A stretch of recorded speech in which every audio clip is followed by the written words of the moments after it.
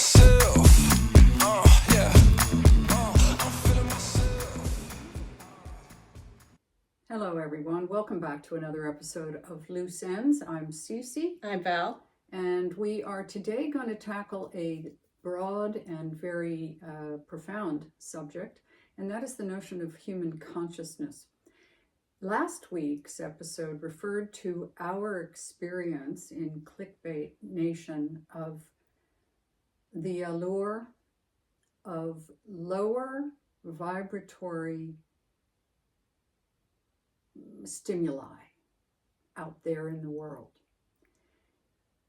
And so we thought we would further explain what we mean by that in terms of vibratory, in terms of low frequency versus high. We've heard the saying, you need to hold the frequency.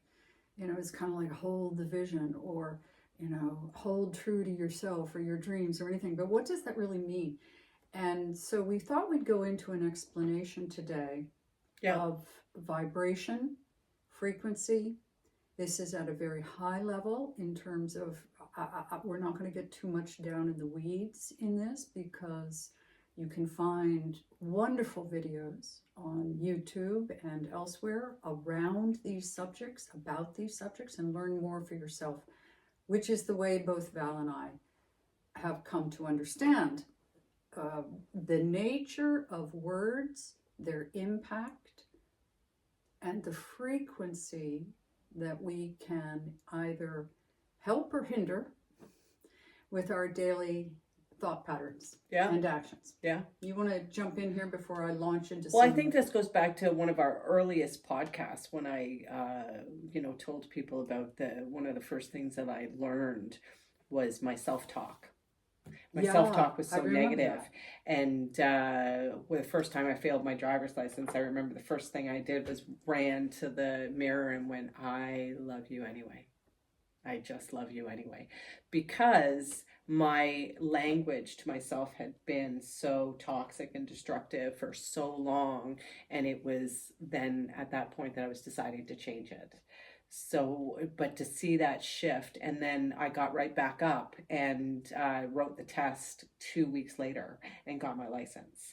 So, I didn't let it, I think that's what it means to hold the vibration, the hold the frequency. I think you can't go to that negative place, even if you want to. And I know it's easy at work when people want to gossip about that fucking manager that you can't stand, or that person in the office you can't stand, right? It's easy. It's a way to connect, but it's not a good connection, because here is the reality. If you are saying something or someone else is saying something, chances are when you walk away or they walk away, they are just as much of a target, and you are just as much of a target.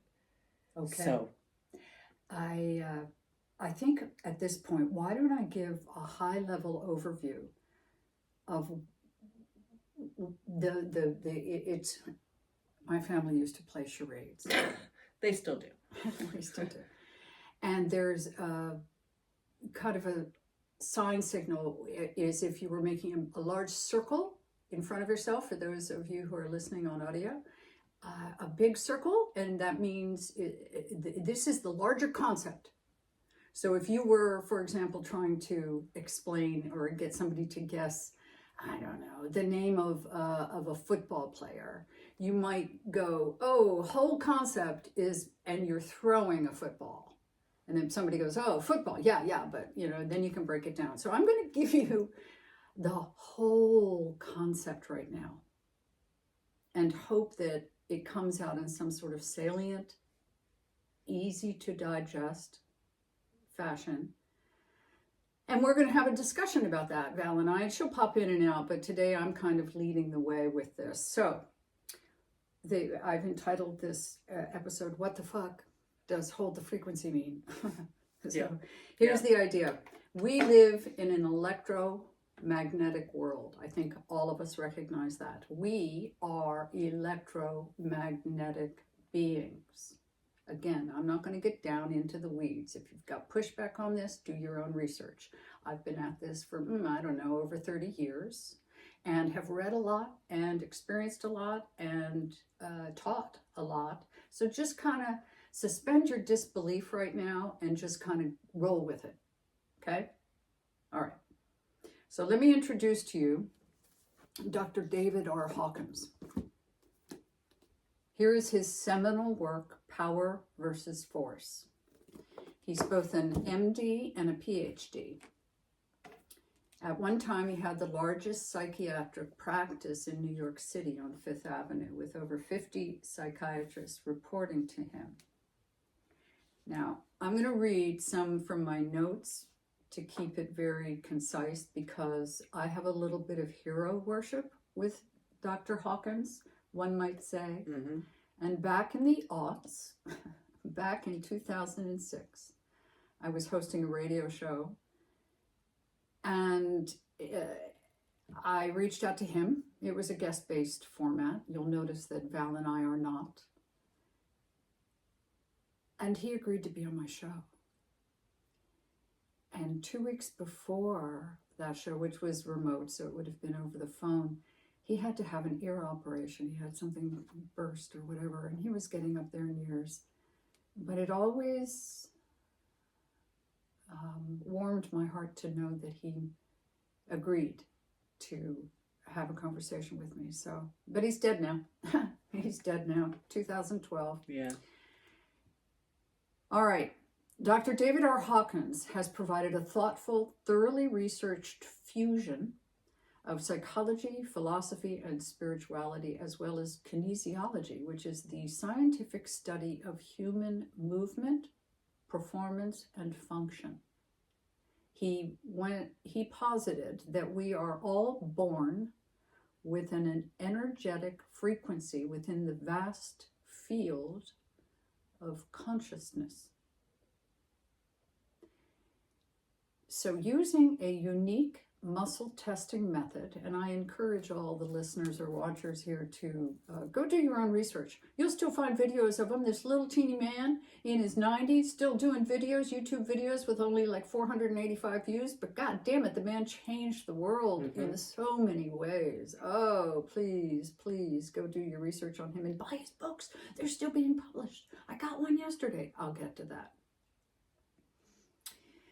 Using a unique muscle testing method, Dr. David R. Hawkins conducted more than 250,000 calibrations during 20 years of research to define a range of values, attitudes, and emotions that correspond to levels of consciousness.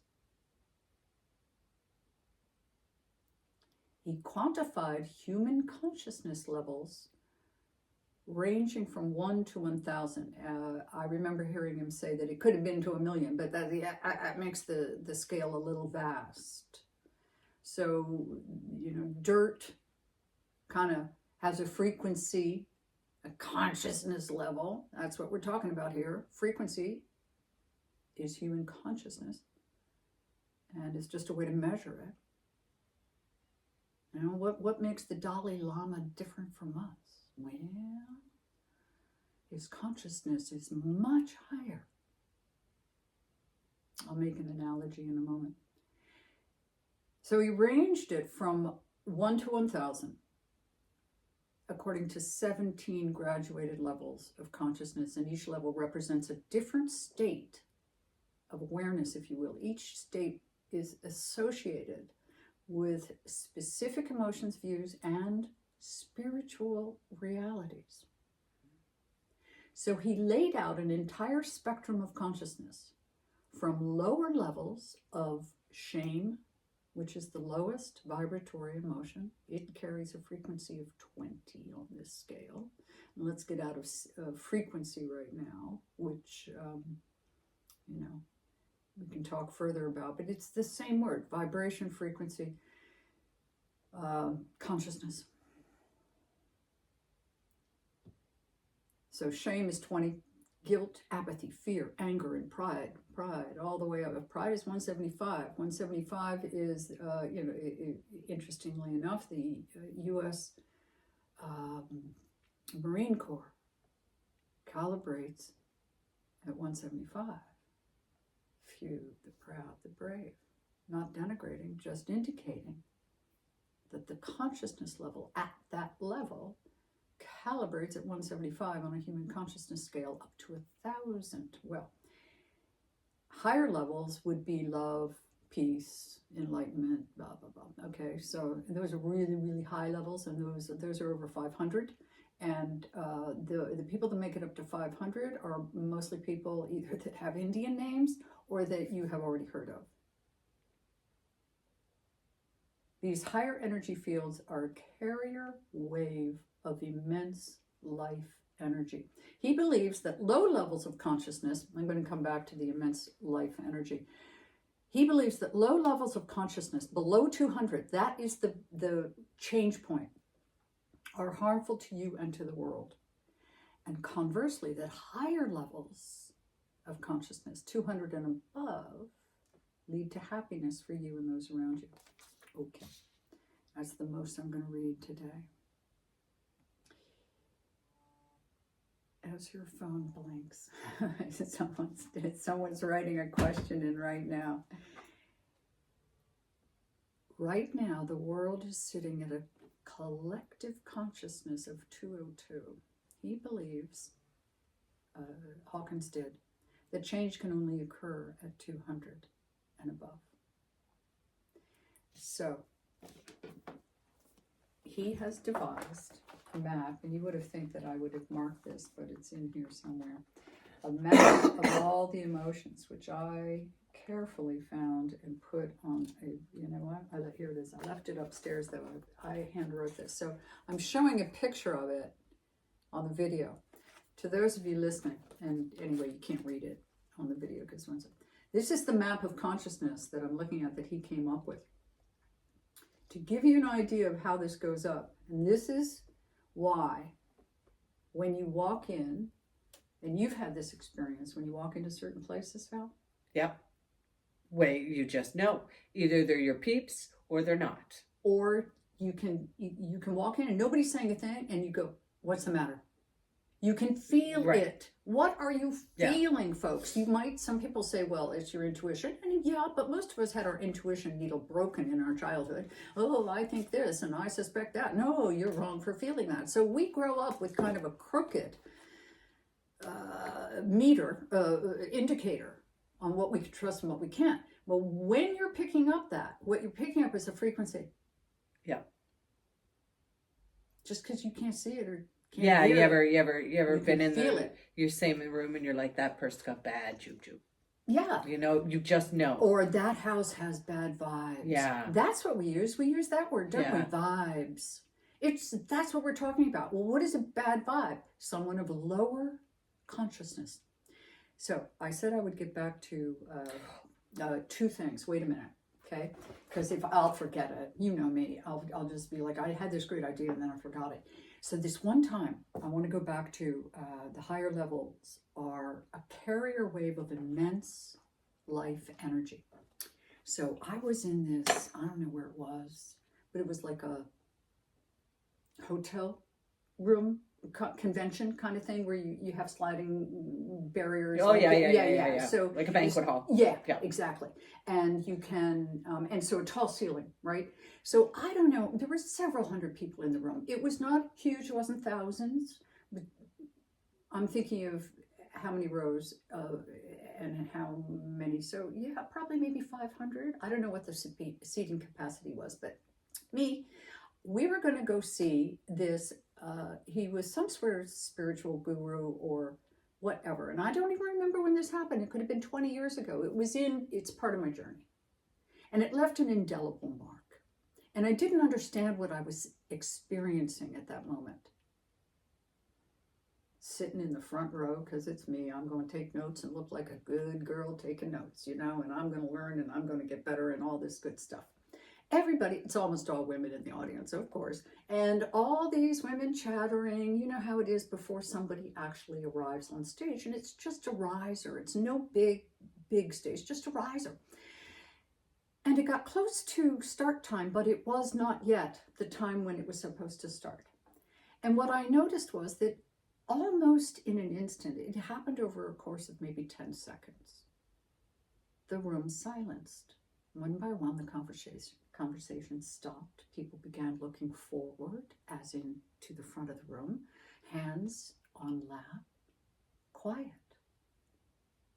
And I noticed it. And I turned to my right. No, that would be my other right. This is my left. I turned to my left, and standing, not at the back of the room where we thought he was coming in, but to the side, was the guy in the long white muslin thing. I don't remember who he was, but he was just standing there. Nobody introduced him. Nobody came up and said, here's who you're going to see, like a good Trump rally. Yeah. And in his presence, by virtue of his, where I'm looking for the carrier wave of immense life energy, at his higher level of consciousness, was enough to overpower the chit-chat, chattery, and the distraction, and bring us all calm in a moment. So that was, I wanted to give that example. Well, and you can imagine how the English felt about Gandhi. I mean, he vibrated in between like something 700 and 1,000. And I mean, here this low vibration of about 150 of control and power over England or India. Boom. Everybody's like, oh, fuck that, I'm going with him. We have a lot of salt in this ocean. I'm going with him. Yeah. So what has this got to do with raising consciousness? I'm explaining the larger concept here of the notion of human consciousness, that it has levels, that it can be climbed, if you will, like a ladder. But here's the analogy I wanted to make. We're not going to make it a ladder. We're going to make an elevator, and we're going to make it a building. We're going to make it 1,000 stories tall. I don't know if it exists or if it's possible, but use your imagination. What kind of view do you get on the 20th floor? How far can you see? Now zip on up to the 500th floor. Is your view a little farther? You betcha. The folks that raise their consciousness level to the level of Buddha, or Christ, Jesus, or even Confucius, those are the people who have, here's a word for you, eschewed everything else. Possessions, ego, family, all attachments. I don't know about you, but I'm nowhere near that. Not quite willing to go there yet. Now, here's an interesting little anecdotal thing. You can read about all of this in his book, and I really encourage you to go to here. Also in the back, you'll find Power versus Force is the book. You'll find appendices with lists of people that have been calibrated. Now, someone might have the question, well, what is this calibration thing? And I will explain the calibration thing. Calibration can only be performed on people who are already over 200 in a live example. So how it is performed is, and this is built on the notion that the body, the cells, every cell of the trillions and trillions of cells in your body, every cell knows only truth. It knows only what is, if you will, good for it. And in the face of that which is lower vibratory, bad for it, it goes weak. Hence the entering of disease and lower levels of human consciousness like shame, guilt, resentment, etc. So, when we feel these lower feelings, we are invited to take a look at, according to Hawkins, what in the situation of the person is reflecting back to us what it is we have yet to, I use the word conquer, but also relinquish the attachment to, in order to move up to a higher level in that building. So, Enter Dr. Masaru Emoto, who is also now deceased, but he came out with a best-selling book in early 2000s, I guess the aughts again. The Hidden Messages of Water. Right.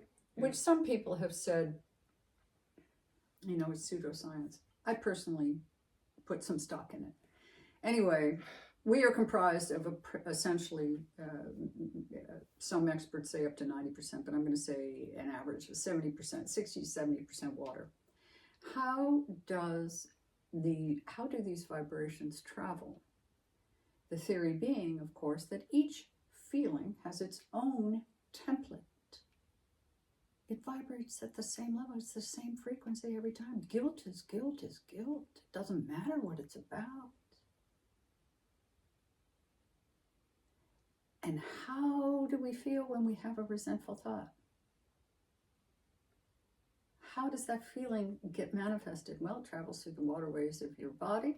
And then Candace Pert, good old Candace Pert, Molecules of Emotion. Candace Pert wrote this amazing book. She actually discovered the opiate receptor back in the 70s, back when only men really got the credit at Johns Hopkins. And she discovered the opiate receptor, which explained why morphine worked and how opiates attach themselves and insert these feelings through our body. Dopamine. High as a kite, right? She broke her back. She was riding a horse, fell off, broke her back. It healed, but she was given morphine in the hospital for the first time, and she was a biochemistry graduate student, so she wanted to figure out why the hell the pain went away. How did that happen? Nobody understood how that happened at that point, and so she went about, she figured it out, and he got the Nobel Prize for the discovery of the opiate receptor, because it explained to all of us how it is that our thoughts, etc., get traveled through us and then felt in every cell of our body. And so we walk around in rage, or we walk around in resentment, or we walk around in pride, or we walk around in depression, or we walk around in loneliness, or whatever it is that becomes our homeostasis, our default position. So how do you get out of that? When everything's traveling through your body at any given time and telling you ways to feel. Yeah. Enter consciousness and choice. You have a choice when you have that thought. You have a choice when you feel that feeling. You can look it in the face and you can say, what the fuck are you trying to tell me? Because as soon as you figure that out, you get to go up a higher level and you can see things that you didn't see before. Okay. Now, I think that's I need not to to stop say, talking for a that's second. also not to say, though, that, like, other things can't get in the way of that, like schizophrenia and things like that. Mental illness. Mental illness can get in the way of that, and unfortunately keep people at a lower vibration. Well, you know, here's the thing though, Val. In one of the books, and I've got 5 of his, I believe, in one of them, he explains in his story how severe catatonic patients, how schizophrenics, don't forget, he was a psychiatrist. He's got his MD and then his PhD in kinesiology. And he spent 7 years on his own. I mean, it's an extraordinary story, but he has researched this to the extent that he has seen miracles occur when a patient is in the presence of, going back to that guru who walked in, that kind of love field. And suddenly they feel seen. I mean, I'm not doing the story justice. I invite you to read the book. Oh, please do. Watch some of his videos, YouTube. Dr. David R. Got to put that R in there. There's another Hawkins. Dr. David R. Hawkins. You'll know him because he looks like a little munchkin. But man, what a brilliant man who walked this earth. Anyway, so how does this all bring us full circle? Words. Last week, we talked about what happened when we posted these 1-2 word punches. Yeah. And started getting hits. And I'm going to continue with it. I had posted one this morning, and we're filming this on Wednesday. This will get posted on Monday. And I have made now a conscious decision. And I don't know how to explain this, and I haven't even shared this with you yet. This arrived. This book that I'm holding up for the camera that no one in the audio podcast can see or hear.